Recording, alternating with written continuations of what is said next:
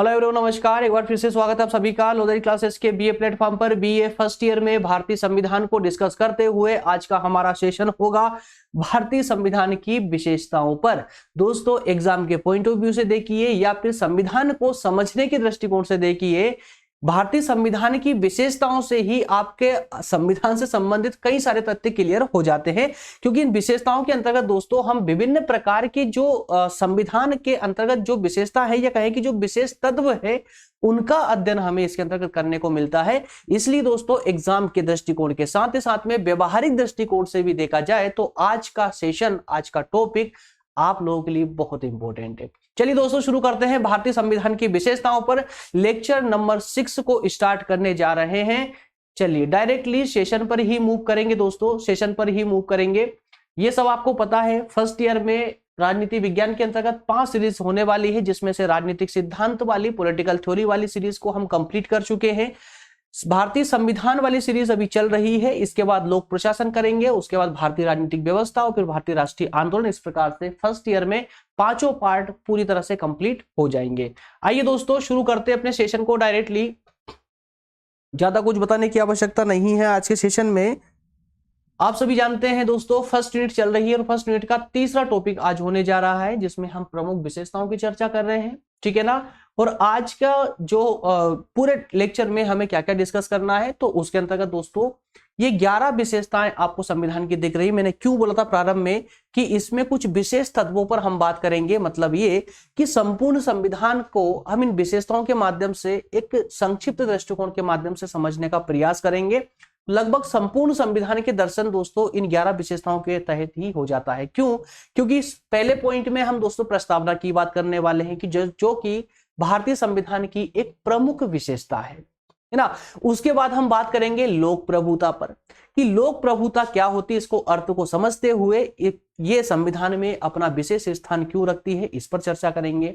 इसके बाद हम बात करेंगे कि भारतीय संविधान की प्रकृति क्या है, जैसे कि लिखित है या अलिखित है, और साथ ही साथ में विश्व के संविधानों में ये अपना कौन सा स्थान रखता है।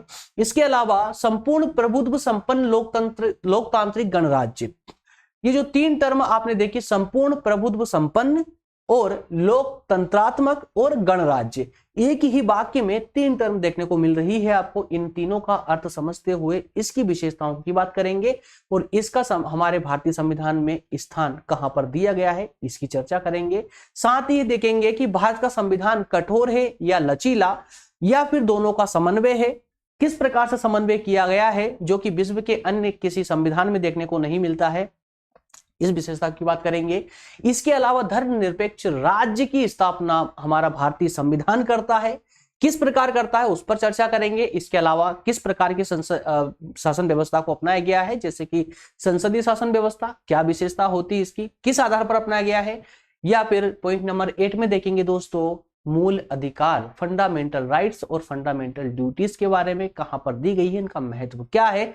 इसके अलावा नीति निदेशक तत्व, जिन्हें शॉर्ट में हम डीपीएसपी बोलते हैं दोस्तों, इन पर भी हमारी एक चर्चा होगी सटीक रूप से। स्वतंत्र न्यायपालिका और एकल नागरिकता, तो इसीलिए मैंने कहा है कि इन आज के सेशन में इन विशेषताओं के माध्यम से हम हमारे संविधान का एक लघु अध्ययन कर ले जाएंगे और जिसमें कि सभी पक्षों पर थोड़ी थोड़ी चर्चा होगी, जिससे एक पूरी संविधान को लेकर के एक फ्रेम बनने को पूरी तरह से तैयार है। चलिए दोस्तों शुरू करते हैं अपना आज का सेशन और आज के सेशन में एक एक पॉइंट को दोस्तों डिस्कस करते हुए हम आगे बढ़ेंगे। दोस्तों आप सभी जानते हैं अच्छे से कि प्रत्येक देश अपनी शासन व्यवस्था को संचालित करने के लिए जो है अपने यहाँ पर एक लिखित पुस्तक रखता है, जिसे संविधान के नाम से जाना जाता है। अब जो वो लिखित पुस्तक होती है दोस्तों, वो सभी अपनी अपनी परिस्थितियों के अनुसार या कहे कि अपनी आवश्यकताओं के अनुसार ही उस पुस्तक को लिखा जाता है। मतलब सिंपल सा है कि प्रत्येक देश, सभी देशों के द्वारा जो संविधान तैयार किया जाता है वो अपनी आवश्यकताओं के आधार पर ही तैयार किया जाता है। और यही कारण है कि संविधान में कुछ विशेष लक्षण होते हैं। इसी तरह से भारत में भी एक संविधान तैयार किया गया भारत की शासन व्यवस्था को संचालित करने के लिए, और इसी कारण से भारतीय संविधान में भी कुछ विशेष लक्षण हैं जो विश्व के अन्य संविधानों में परिलक्षित नहीं होते हैं। और इसके साथ ही साथ में दोस्तों कई प्रकार से जो है अन्य विशेषताएं ऐसी झलकती है भारतीय संविधान में जो कि अपने आप में विशेष है, या कहें कि भारतीय संविधान को और विशेषता प्रदान करती है। तो दोस्तों आइए उन्हीं लक्षणों को, या कहें कि उन्हीं विशेषताओं के बारे में एक एक करके हम शॉर्ट में समझने का प्रयास करते हैं। सबसे प्रथम पर आता है प्रस्तावना। भारतीय संविधान की सबसे प्रमुख अगर कोई विशेषता है दोस्तों, तो वो एक प्रस्तावना के रूप में है। जैसे कि आपकी पुस्तक में, जैसे आप पुस्तक को ओपन करते हैं तो फर्स्ट पेज पर आपको दोस्तों इंडेक्स देखने को मिलता है आपकी पुस्तक में। उस इंडेक्स से आप ये पता कर लेते हो कि पूरी पुस्तक किस पर आधारित है, क्या लिखा गया है पुस्तक में। इसी प्रकार से दोस्तों हम अपने संविधान का एक इंडेक्स बोल सकते हैं प्रस्तावना को। हालांकि मात्र इंडेक्स बोलना उचित नहीं होगा, जबकि संविधान की आत्मा कहलाती है दोस्तों प्रस्तावना, और प्रस्तावना एक तरह से संविधान का एक आईना है, जिसमें इस प्रस्तावना को पढ़ के और हमें संविधान निर्माताओं के उद्देश्यों का पता चलता है, संविधान के दर्शन होते हैं। संविधान के द्वारा, संविधान की प्रस्तावना को पढ़ करके, और संविधान किस प्रकार की शासन व्यवस्था की व्यवस्था करना चाहता है, उस सबका जो है दोस्तों हमें यहां पर ही दर्शन हो जाते हैं। कुल मिलाकर हम ये बोल सकते हैं कि प्रस्तावना के माध्यम से संविधान के प्रमुख आदर्श और सिद्धांतों का दर्शन हमें उस प्रस्तावना के प्रारंभ में ही हो जाते हैं। भारतीय संविधान की जो प्रस्तावना लिखी गई थी, जिस प्रकार से जो मूल प्रस्तावना थी दोस्तों, उसमें भी कुछ चेंजेस किए गए। जिस प्रकार से समय के अनुसार संविधान में कुछ चेंजेस हुए हैं, संशोधन हुए हैं, उसी प्रकार से प्रस्तावना में भी जो है दोस्तों 42वें संविधान संशोधन के माध्यम से, जो कि 1976 में हुआ था, उसके माध्यम से 3 शब्दों को प्रस्तावना में जोड़ा गया था, स्थान दिया गया था, जिनका नाम है समाजवादी, पंथ निरपेक्ष और अखंडता। क्या नाम है दोस्तों? समाजवादी, पंथ निरपेक्ष और अखंडता। तो इन 3 शब्दों को भारतीय संविधान की प्रस्तावना में 1976 में ऐड किया गया था दोस्तों, जब संविधान का 42वीं बार संशोधन हुआ था। ठीक है ना? तो ये प्रस्तावना से संबंधित एक मोटा मोटा सा नॉलेज। अब यहां से दोस्तों एक हमारा एक जो है एक दृष्टि ये बनती है, एक सेकंड।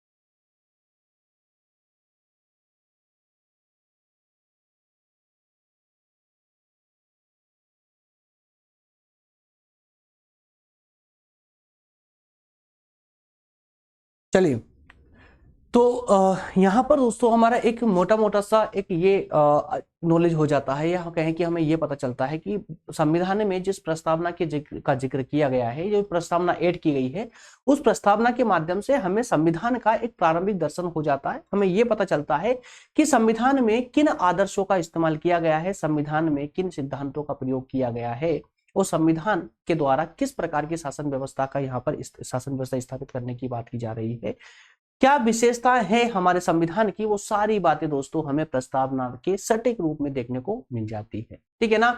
अब बात करते हैं प्रस्तावना की। तो जब दोस्तों प्रारंभ में हमारे सर्वोच्च न्यायालय के माध्यम से कई बार जो है यहाँ पर विवाद हुआ कि प्रस्तावना को संविधान का अंग माना जाए या ना माना जाए, उसमें संशोधन किया जा सकता है या नहीं किया जा सकता है। अंततः दोस्तों स्वीकार किया गया कि प्रस्तावना भी भारतीय संविधान का ही अंग है, इसलिए उसमें भी संशोधन किया जा सकता है, लेकिन जो मूल भावना है उसमें छेड़छाड़ नहीं हो सकती। तो इसी बात को लेकर के सर्वोच्च न्यायालय के इस सब प्रावधान कर देने के बाद ही 42वें संशोधन के माध्यम से प्रस्तावना में संशोधन करते हुए 3 शब्दों को और जोड़ा गया था, समाजवादी, पंथ निरपेक्ष और अखंडता वाले शब्दों को। क्लियर है? चलिए दोस्तों, इसी के साथ हम शुरुआत करते हैं। प्रस्तावना को आपने देखा, प्रस्तावना के बाद में दोस्तों हम बात करेंगे लोक प्रभुता पर। तो ये लोक प्रभुता क्या होती है, लोक प्रभुता पर आधारित संविधान क्यों कहा गया है, भारतीय संविधान को लोक प्रभुता पर आधारित संविधान क्यों कहा गया है दोस्तों, इसको पहले आप व्यवहारिक रूप से समझने से पहले आप जो है प्रस्तावना में लिखी 2 पंक्तियां सुनिए। प्रस्तावना में क्लियर लिखा गया है कि हम भारत के लोग दृढ़ संकल्प होकर अपनी इस संविधान सभा में आज दिनांक 26 नवंबर 1949 को एदत द्वारा इस संविधान को अंगीकृत, अधिनियमित और आत्मार्पित करते हैं। तो प्रारंभ में क्या लिखा दोस्तों, हम भारत के लोग। ये नहीं लिखा कि हम संविधान सभा के मेंबर या सदस्य, नहीं, हम भारत के लोग मतलब संपूर्ण जनता। इसका मतलब क्या हुआ कि पूरे संविधान को संपूर्ण जनता के द्वारा स्वीकृत किया गया है, अधिकृत किया गया है, अंगीकृत किया गया है। क्लियर है ना? कोई यहां एक व्यक्ति के द्वारा नहीं की बल्कि संपूर्ण जनता के द्वारा किया जा रहा है। इसका अर्थ यह हुआ कि इस संविधान या कहे कि देश को जो पावर मिलती है, शक्ति मिलती है, वो जनता से ही मिलेगी और अंतिम रूप से संविधान की कहे या प्रशासन की, देश की संपूर्ण शक्ति अंतिम रूप से जनता में ही निहित हो जाती है। ठीक है ना? तो जहां पर दोस्तों जहां पर शासन जनता के हित में किया जाए, जनता के द्वारा किया जाए, जनता के लिए किया जाए दोस्तों, वो उसे ही हम लोक प्रभुता पर आधारित प्रशासन कहेंगे। इसलिए भारतीय संविधान लोकप्रिय प्रभुता पर आधारित है। अर्थ इसका यह हुआ कि भारतीय जनता के द्वारा निर्मित संविधान है ये, और इसमें अंतिम शक्ति भारतीय जनता में ही निहित की गई है, यह सब भारतीय जनता को प्रदान की गई है। तो संविधान की प्रस्तावना में कहा गया था, वो जो 2 पंक्तियां मैंने सुनाई हैं आपको, ठीक है ना? तो इन पंक्तियों के आधार पर ये जो है स्पष्ट होता है कि भारतीय संविधान 1935 में जिस प्रकार से अधिनियम बनकर के आया था ब्रिटेन से, या कहें कि जो अधिनियम भारत की गुलामी के दौर में जो अधिनियम बन के आ रहे थे, तो वो अन्य शासनों के द्वारा आ रहे थे, अन्य सरकारों के द्वारा आ रहे थे, लेकिन संविधान कुछ इस प्रकार का नहीं था, बल्कि संविधान स्वयं भारतीय जनता के द्वारा बनाया गया और उन भारतीय जनता के लिए ही निर्मित हुआ है और भारतीय जनता के द्वारा ही शासन किया जाएगा। यह अंतिम शक्ति भारतीय जनता में निहित होने के कारण इसे लोक प्रभुता पर आधारित संविधान कहा है। कुल मिलाकर के हम ये अंततः यही बोल सकते हैं कि भारतीय संविधान अंततः भारतीय जनता के द्वारा ही तैयार किया गया और स्वयं जनता के लिए तैयार किया गया, इसीलिए लोक प्रभुता पर आधारित संविधान हम इसे कह सकते हैं। क्लियर है? चलिए अगला दोस्तों जो नेक्स्ट इसकी विशेषता है, अगली विशेषता है लिखित और सर्वाधिक व्यापक संविधान। लिखित और सर्वाधिक व्यापक संविधान के अंतर्गत आप इसको ऐसा समझिए, आप सभी ने लगभग कभी ना कभी सुना ही तो होगा कि भारत का संविधान विश्व का सबसे बड़ा संविधान है। जी हां दोस्तों, भारत का संविधान विश्व का सबसे बड़ा संविधान होने के साथ ही साथ में विश्व के सबसे बड़े लोकतंत्र को संचालित करने वाला विश्व का सबसे बड़ा लिखित संविधान है। अन्य देशों के साथ अगर हम तुलना करें तो अमेरिका को संविधान को देख लीजिए, अमेरिकी संविधान को देख लीजिए, जहां पर केवल 7 अनुच्छेद है।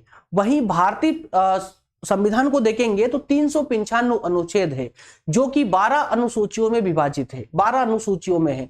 इसके अलावा अमेरिकी संविधान कुल मिलाकर 4000 शब्दों में लिखा हुआ है, मात्र 4000 शब्दों में लिखा हुआ है। अमेरिका का संविधान इतना छोटा, अर्थात कि पूरे विश्व का सबसे छोटा लिखित संविधान है अमेरिका का। अमेरिका के संविधान को, उसकी एक बड़ी विशेषता ये दोस्तों कि अमेरिका के संविधान को अगर आप पढ़ना चाहते हैं ना, तो आप आधे घंटे में उसको पढ़ के फ्री हो जाएंगे, सिर्फ आधे घंटे में, है ना? लेकिन भारत के संविधान को जब अगर आप पढ़ना बैठेंगे तो शायद आपको 15 से 20 दिन भी कम पड़ जाएंगे। अगर आपकी अच्छी हैबिट नहीं होगी पढ़ने में तो 15-20 दिन भी कम पड़ जाएंगे आपको भारत का संविधान कंप्लीट करने में, है ना? तो अमेरिका के संविधान में मात्र 7 अनुच्छेद है। वहीं पर देखा जाए कनाडा के संविधान में तो वहां पर मात्र 147 अनुच्छेद है। ऑस्ट्रेलिया 128, अफ्रीका, दक्षिण अफ्रीका 153। तो इस आधार पर हम कह सकते हैं दोस्तों कि विश्व के सबसे बड़े लोकतंत्र में सबसे बड़ा लिखित संविधान है।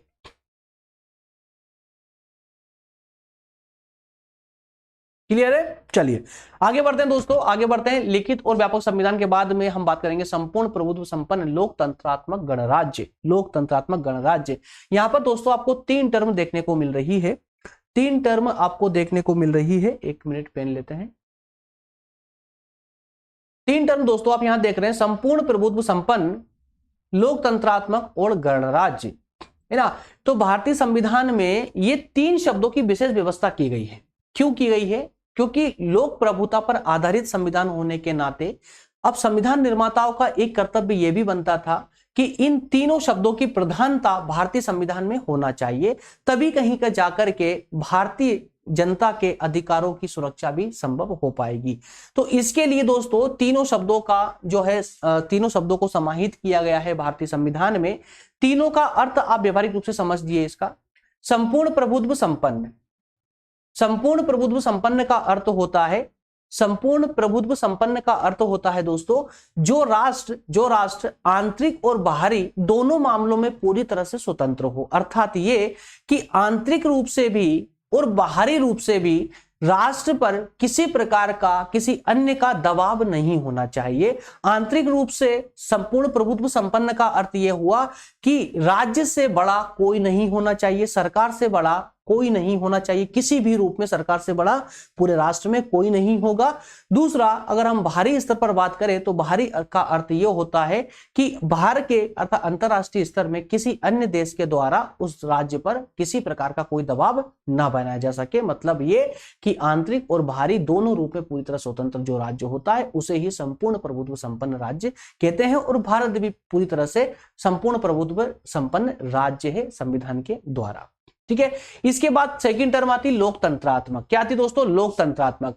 तो जो संविधान, जिस संविधान में यह व्यवस्था की गई हो कि उसके जो शक्तियां हैं वो जनता से ही अभिभूत होती है, जनता से ही उन शक्तियों का निर्माण होता है और उन शक्तियों का प्रयोग जनता के लिए होता है और जनता के द्वारा ही होता है। मतलब ये कि एक ऐसी शासन व्यवस्था जो जनता के द्वारा बनाई गई, जनता के द्वारा बनाई गई, जनता के लिए बनी है ना, जनता ने खुद बनाई है, जनता के लिए बनाई है। ठीक है ना, तो जहां पर ऐसी शासन व्यवस्था हो उसे हम लोकतंत्रात्मक शासन व्यवस्था के नाम से जानेंगे, और ये गुण होना जनता के अधिकारों के लिए सर्वाधिक आवश्यकता। तीसरा है दोस्तों गणराज्य। अब चूंकि आपने ये सुना होगा कि भारतीय संविधान में जो संसदीय शासन प्रणाली को हमने इंक्लूड किया है भारतीय संविधान में, वो शासन व्यवस्था अर्थात संसदीय शासन व्यवस्था हमने ब्रिटेन के संविधान से ली है।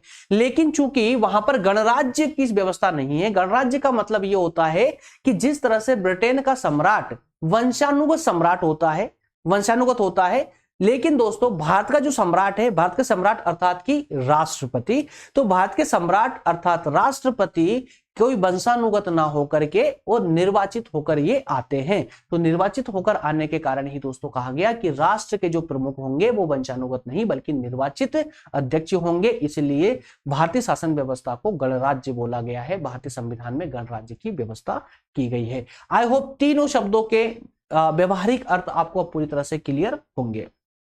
ठीक है ना, चलिए इसी प्रकार दोस्तों अब आगे बढ़ते हैं, एक मिनट। ओके, अगला है कठोर और लचीलेपन का समन्वय। कठोर और लचीलेपन का समन्वय।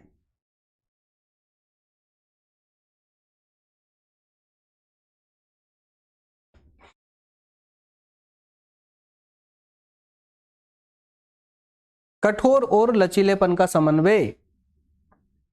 अच्छा, अब दोस्तों आपको ये अब तक भली बात समझ आ चुका है कि भारत का जो संविधान है विभिन्न देशों के संविधानों से उनकी विशेषताओं को लेकर के हमने यहाँ इंक्लूड किया, अपनी आवश्यकताओं के अनुसार उनमें चेंजेस किए, उसके बाद हमने जो है उन विशेषताओं को अपने संविधान में स्थान दिया। ठीक, तो अब चूंकि हमने ब्रिटेन के संविधान से भी व्यवस्था को लिया है, अमेरिका के संविधान से भी व्यवस्था को लिया है, अब दोनों की अलग अलग विशेषता है। वो क्या है कि अमेरिका का जो संविधान है दोस्तों बहुत कठोर संविधान है, मतलब ये कि उसमें आसानी से परिवर्तन नहीं किया जा सकता। वहीं अगर हम इंग्लैंड के संविधान को देखते हैं तो इंग्लैंड का संविधान अलिखित संविधान है और वो इतना लचीला है कि उसमें बहुत आसानी से परिवर्तन किया जा सकता है। ठीक, तो अब चूंकि भारत के लिए दोनों में से कौन सी परिस्थिति ठीक होगी, इसके लिए संविधान निर्माताओं ने काफी विचार किया, काफी वाद विवाद हुए, उसके बाद अंतिम रूप से वो इस निष्कर्ष पर पहुंचे कि भारत के लिए जो संविधान होगा वो अत्यधिक प्रकृति में अमेरिका की तरह कठोर भी नहीं होना चाहिए और ब्रिटेन की तरह या इंग्लैंड की तरह एकदम लचीला भी नहीं होना चाहिए। तो इसी के लिए दोस्तों कुछ व्यवस्थाएं की गई भारतीय संविधान के अंतर्गत। तो कुछ संशोधन भारतीय संविधान में या कुछ अधिनियमों या कुछ कानून बनाने के लिए साधारण बहुमत के द्वारा जो है वहां पर अधिनियम को पास किया जा सकता है या कई कानून बनाए जा सकते हैं। तो उसी को हमने कहा लचीलापन संविधान का। वहीं पर कुछ चेंजेस करने के लिए, कुछ संशोधन करने के लिए विशेष प्रावधानों की बात की गई है, विशेष प्रक्रिया की बात की गई है, जिसके माध्यम से हम कह सकते हैं कि भारतीय संविधान कठोर भी है। तो यहां पर हम ये बोलेंगे क्लियरली कि भारत का संविधान अमेरिका के संविधान की तरह कठोर भी नहीं है और इंग्लैंड के संविधान की तरह एकदम लचीला भी नहीं है। अर्थात भारतीय संविधान निर्माताओं ने इसके बीच का मार्ग अपनाते हुए भारतीय संविधान में कठोर और लचीलेपन का एक बहुत ही खूबसूरत सा समन्वय करने का प्रयास किया है। क्लियर है? तो भविष्य की आवश्यकताओं को ध्यान में रखते हुए लचीलेपन की जरूरत महसूस हुई, ठीक है ना, और भारतीय एकता को बनाए रखने के लिए ताकि संविधान का कोई अनुचित प्रयोग ना करे, इसके लिए दोस्तों कठोरता के जो महत्व है या कहेंगे कठोरता के शब्द का भी इसमें प्रयोग किया गया है। आई होप कठोर और लचीलेपन का जो समन्वय है ये आपको अब तक क्लियर हो चुका होगा। नेक्स्ट है दोस्तों, नेक्स्ट है धर्मनिरपेक्ष राज्य की स्थापना। धर्मनिरपेक्ष राज्य का अर्थ होता है कि कोई भी जो राज्य, दोस्तों हम कोई भी राज्य की बात नहीं बल्कि भारतीय राज्य की बात कर रहे हैं, तो राज्य का कोई धर्म विशेष नहीं होगा, अर्थात राज्य का कोई धर्म नहीं होगा। राज्य और धर्म अलग अलग होंगे, राज्य और धर्म अलग अलग होंगे। राज्य अर्थात शासन किसी एक धर्म विशेष को महत्व नहीं देगा, किसी एक धर्म विशेष का सपोर्ट नहीं करेगा। जो भी नीतियां वो लागू करेगा सभी धर्मों के लिए समान रूप से लागू करेगा। अर्थात इसका अर्थ ये हुआ कि राज्य किसी भी धर्म को, किसी भी एक धर्म को सपोर्ट नहीं करेगा। उसे कोई कानून व्यवस्था स्थापित करनी है, कोई अधिनियम लेकर आना धर्म व्यवस्था के लिए, धार्मिक व्यवस्था के लिए, तो सभी धर्मों के लिए समान रूप से वो लेकर आएगा। सिंपल सी बात है कि धार्मिक कार्यों में राज्य का कोई हस्तक्षेप नहीं होगा। क्लियर है? लेकिन हाँ, इस बात की जरूर व्यवस्था की जाएगी कि धर्म के द्वारा अगर सामाजिक व्यवस्था में अवरुद्ध पैदा होता है या नागरिकों के अधिकारों का हनन होता है तो राज्य ऐसे धर्म की ऐसी क्रियाओं पर रोक लगा सकता है, ठीक है ना। तो इस प्रकार से हम कह सकते हैं कि भारतीय संविधान में धर्मनिरपेक्ष राज्य की स्थापना की गई है, जिसका अर्थ क्या है कि राज्य और धर्म का क्षेत्र अलग अलग होंगे। राज्य की दृष्टि से सभी धर्म समान होंगे। व्यक्तियों के द्वारा अपनी इच्छा के अनुसार किसी भी धर्म की उपासना करने का अधिकार होगा, है ना, और व्यक्तियों को अपने धर्म और अपने धार्मिक संस्थाओं का संचालन करने का अधिकार होगा। राज्य उसमें कोई अनावश्यक हस्तक्षेप नहीं करेगा। किंतु यदि धार्मिक संस्थाओं के कार्य समाज के विरुद्ध होते हैं या लोगों के अर्थात नागरिकों के अधिकारों का हनन करते हुए पाए जाते हैं तो सरकार उन कार्यों पर रोक अवश्य लगा सकती है। अनैतिक या समाज विरोधी कार्यों के रूप में उन पर रोक सरकार लगा सकती है। ये अर्थ होता है धर्मनिरपेक्षता की स्थापना। इसलिए कहा गया है कि भारतीय संविधान में धर्मनिरपेक्षता की स्थापना की गई है। नेक्स्ट दोस्तों, संसदीय शासन व्यवस्था। अब जैसा कि आप जानते हैं संसदीय शासन व्यवस्था हमने पिछले सेशन में भी देखा था कि संसदीय शासन व्यवस्था हमने ब्रिटेन के संविधान से अधिग्रहित की है ना। उस संसदीय शासन व्यवस्था की 3 विशेषताएं होती है। अगर संसदीय शासन व्यवस्था को समझना है, जैसा कि भारत में भी संसदीय शासन व्यवस्था स्थापित है, इसको समझना है दोस्तों तो बस ये 3 शब्द समझ लीजिए, 3 बातों को समझ लीजिए कि किसी भी जिस देश में भी संसदीय शासन व्यवस्था स्थापित की जाती है उसकी 3 विशेषताएं होती है। उस विशेषता की कि एक तो ये होता है कि उस शासन का जो प्रधान होता है वो एक नाम मात्र का होता है। क्या होता है? नाम मात्र का प्रधान होता है। दूसरा, व्यवस्थापिका और कार्यपालिका के बीच में परस्पर संबंध होता है। व्यवस्थापिका और कार्यपालिका दोनों लगभग एक ही होती है, मान लीजिए, है ना। व्यवस्थापिका और कार्यपालिका दोनों लगभग एक ही होती है संसदीय शासन प्रणाली में। जबकि अगर अध्यक्षात्मक शासन प्रणाली की बात करेंगे तो वहां कार्यपालिका अलग होगी और व्यवस्थापिका अलग होती है। लेकिन संसदीय शासन व्यवस्था में दोनों एक ही होती है क्योंकि व्यवस्थापिका के लोग ही मिलकर के कार्यपालिका का निर्माण करते हैं। क्लियर है ना। चलिए, इसके बाद में तीसरी विशेषता जो होती है संसदीय शासन व्यवस्था की वो होती कार्यपालिका का कार्यकाल निश्चित ना होना। कार्यपालिका का कार्यकाल निश्चित नहीं होता है कि इतने वर्षों के लिए ही हो, ठीक है ना।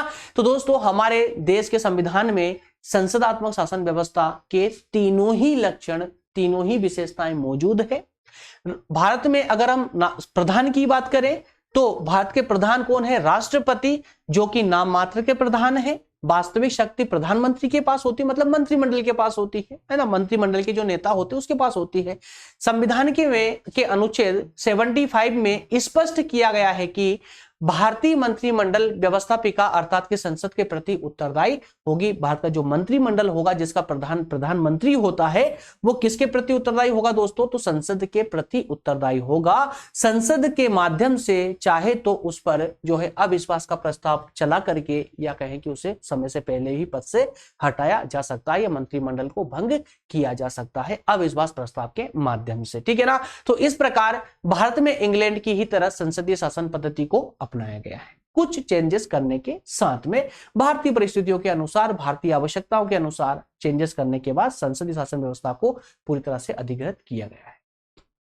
क्लियर है। अगला है मौलिक अधिकार और मौलिक कर्तव्य। मौलिक अधिकार और मौलिक कर्तव्य मतलब कि जो हम दोस्तों मूल कर्तव्य को हम देखते हैं, फंडामेंटल राइट्स होते हैं हमारे। तो भारतीय संविधान के अंतर्गत भारतीय संविधान निर्माताओं ने जनता को 7 प्रकार के मूल अधिकार दिए थे दोस्तों, जिसमें से एक मूल अधिकार को बाद में हटा दिया गया, संपत्ति के मूल अधिकार को 42वें संविधान संशोधन के माध्यम से दोस्तों उसको हटा दिया गया है ना। तो इस प्रकार माफ कीजिएगा 44वें संविधान संशोधन के माध्यम से हटाया गया था उसको, 44वें संविधान संशोधन के माध्यम से। तो इस प्रकार से अगर वर्तमान की बात करें तो भारत में हमारे पास अब मात्र 6 मूल अधिकार बच जाते हैं, ठीक है ना। संपत्ति के मूल अधिकार को हटा करके उससे जो है एक कानूनी अधिकार बना दिया गया, कानूनी अधिकार की संज्ञा दे दी गई थी। वहीं पर ही दोस्तों 42वें संविधान संशोधन हुआ था 1976 में, तो उसके माध्यम से संविधान में एक भाग जोड़ा गया था 4 का, है ना, 4 का याद रखिएगा, क्योंकि संविधान का भाग 4 तो पहले से मौजूद था, जब चूंकि एक भाग और जोड़ना था इसलिए 4 का नाम दिया, 4A मान लीजिए, है ना। तो 4 का जो भाग जोड़ा उसमें व्यवस्था की गई मूल कर्तव्यों की। क्यों? इससे पहले मूल संविधान में जनता के लिए मूल कर्तव्यों का वर्णन नहीं किया गया था। तो ऐसे 10 मूल कर्तव्यों की व्यवस्था भारतीय संविधान के भाग 4 का में की गई। इस प्रकार से हम कह सकते हैं कि भारतीय संविधान की एक अन्य विशेषता यह है कि ये अमेरिका और आयरलैंड जैसे देशों के संविधानों की तरह ही भारत का संविधान भी भारतीय जनता के लिए विशेष प्रकार के अधिकारों की बात करता है, मूल अधिकारों की बात करता है, साथ ही साथ में हम मूल कर्तव्यों की भी चर्चा करते हैं। क्लियर है? चलिए आगे बढ़ते दोस्तों। क्लियर है तो नेक्स्ट होगा हमारा नीति निर्देशक सिद्धांत।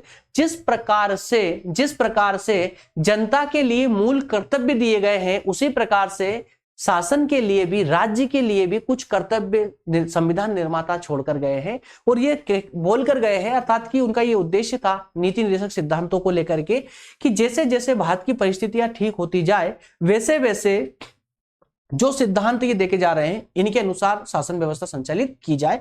मतलब ये कि राज्य के लिए कुछ ऐसे प्रावधान छोड़कर गए हैं, संविधान निर्माता बनाकर गए हैं, लिख करके गए हैं कि जैसे जैसे भारत उन्नति करता जाए वैसे वैसे नीति निर्देशक सिद्धांतों को मूल कर्तव्यों में परिवर्तित करते जाइए आप, मतलब मूल अधिकार बनाते जाइए, जनता को अधिकार देते जाइए और देश का विकास करते जाइए। तो इस प्रकार से दोस्तों राज्य के जो दायित्व है वही मूल सिद्धांत कहलाते हैं, मूल निर्देशक तत्व कहलाते हैं। तो भारतीय संविधान के ये एग्जैक्टली 4थे अध्याय में संविधान के भाग 4 में शासन संचालन के लिए जिन सिद्धांतों का वर्णन किया जाता है उन्हें ही हम यहाँ नीति निर्देशक सिद्धांतों के नाम से जानते हैं। क्लियर है ना। चलिए तो केंद्रीय और प्रांतीय सरकारों का कर्तव्य होगा कि वे राज्य के संचालन के लिए कानून निर्माण में इन तत्वों का ध्यान रखें। जब जब भी सरकार देश के लिए कानून का निर्माण करे तो इन सिद्धांतों को जरूर देख ले, है ना। पहले इनकी पूर्ति करनी है, उसके बाद कोई नए कानून आने चाहिए। लेकिन दोस्तों इसमें एक विशेष व्यवस्था ये की गई है कि जनता या किसी के द्वारा इनकी सरकार से मांग नहीं की जा सकती, है ना, मांग नहीं की जा सकती। अर्थात ये कि आप न्यायालय जाकर के इनकी मांग नहीं कर सकते हो। ये सरकार की, ये राज्य की इच्छा पर निर्भर करता है। राज्य अपनी इच्छा से ही जो है इन सिद्धांतों को लागू करेगा।